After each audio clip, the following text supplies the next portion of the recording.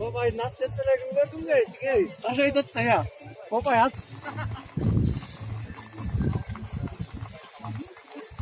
Evet, bu kaç tane yapacağız?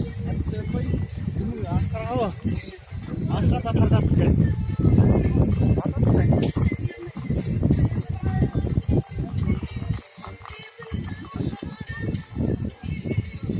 Yüzmeyi de.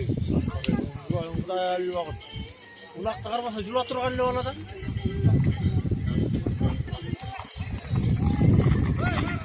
Sakın toslayın, sakın ama. Tos.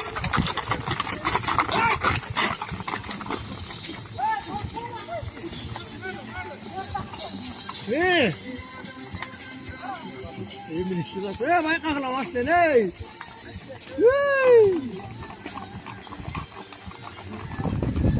Ya başlayın var. Şimdiki başla. Hey, maka giro açmaz mı açtıysan haklı şimdi baş.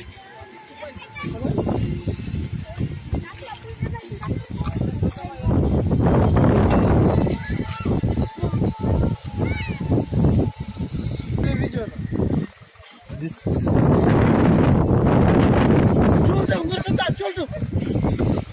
Nursultan çoldum. Çıktı.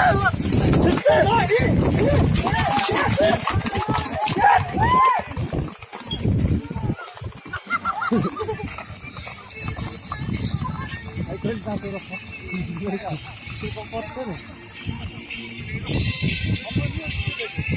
Ame bisa anak kilo.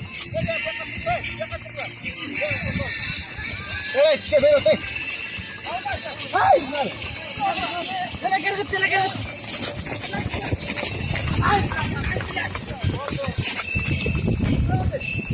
Boleh, cepat deh.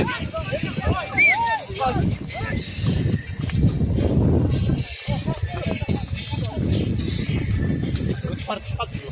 Jangan ngomong gitu. Ini satu.